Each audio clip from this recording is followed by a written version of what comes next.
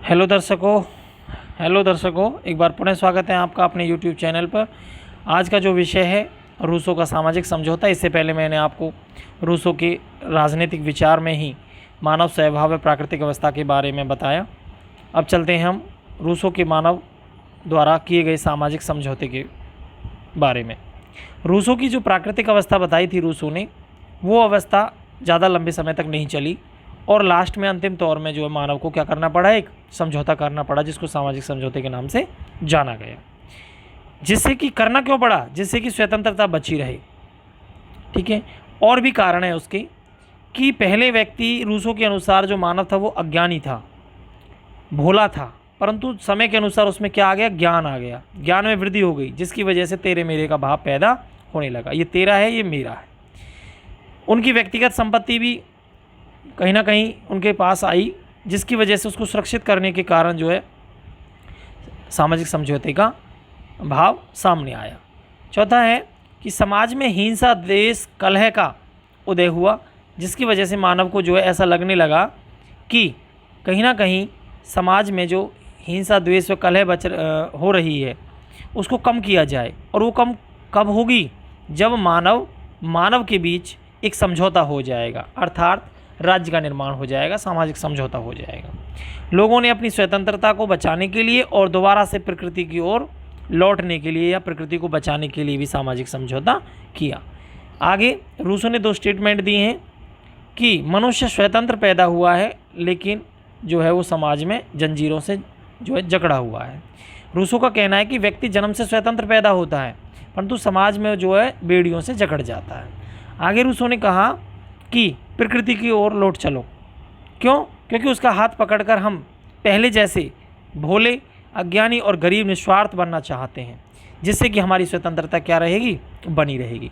अगर हम ज्ञानी हो जाएंगे, लालची हो जाएंगे, हमारे अंदर तेरे मेरे का भाव पैदा हो जाएगा, तो ना तो हम प्रकृति की सुरक्षा कर सकते और ना ही मानव की सुरक्षा कर सकते, ना मानव की स्वतंत्रता की सुरक्षा कर सकते।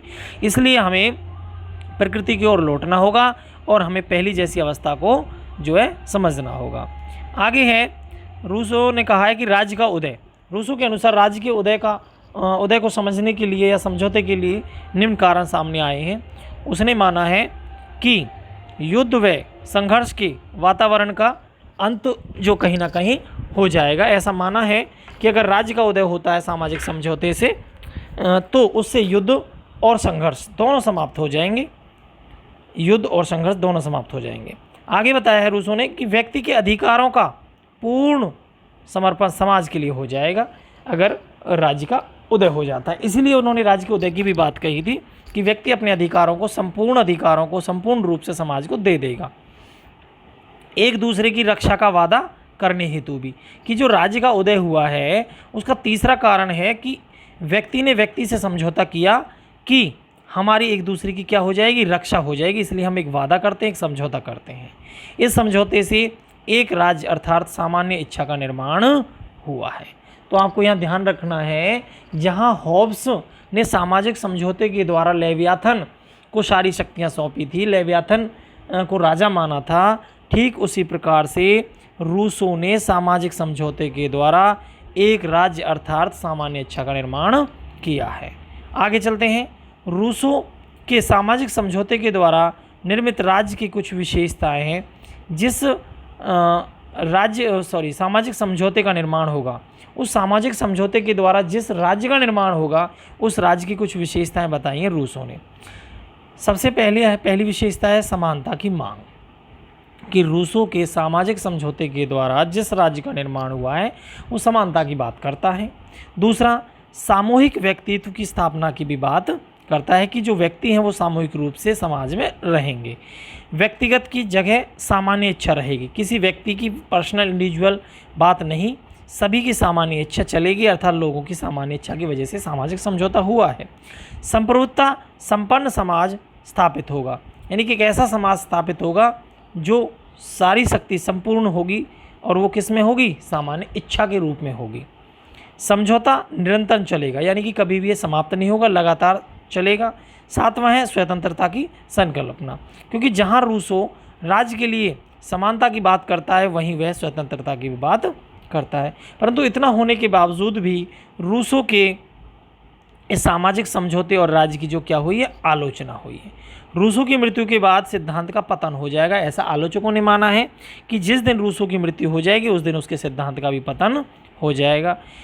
प्राकृतिक अवस्था काल्पनिक है। आलोचकों ने कहा है कि रूसो ने जो प्राकृतिक अवस्था की बात कही है वो काल्पनिक है, कोरा कागज है। मानव सेवा का अध्ययन सही नहीं, यानी कि मानव सेवा का जो अध्ययन रूसो के अनुसार किया गया है वो सही नहीं किया गया है, ऐसा मानना है आलोचकों का। आगे है 4th पॉइंट कि राज्य का निर्माण सामाजिक समझौते से नहीं विकास से हुआ है। आलोचक कहते हैं कि राज्य का निर्माण जो हुआ है वो कभी भी समझौते के द्वारा नहीं, वो जर्नली विकास के द्वारा हुआ है। सामान्य तौर पर जो है मानव था, मानव को जरूरत महसूस हुई तो राज्य का निर्माण समय के अनुसार हो गया विकास के आधार पर।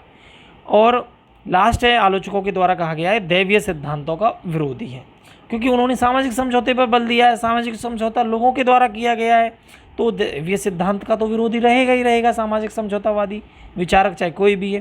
तो इसलिए आलोचक कहते हैं कि उन्होंने दैवीय सिद्धांतों का विरोध किया है, इसलिए हम इसकी आलोचना करते हैं।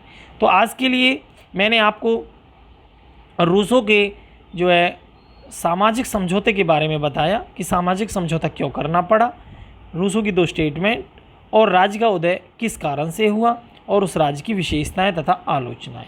अगली वीडियो में हम रूसो की शासन संबंधी विचारों के बारे में जिक्र करेंगे, कानून संबंधी विचारों के बारे में जिक्र करेंगे और वीडियो अगर लंबा नहीं होता है तो स्वतंत्रता संबंधी विचारों के बारे में भी जिक्र करेंगे। बिल्कुल यहाँ तक तो करेंगे ही।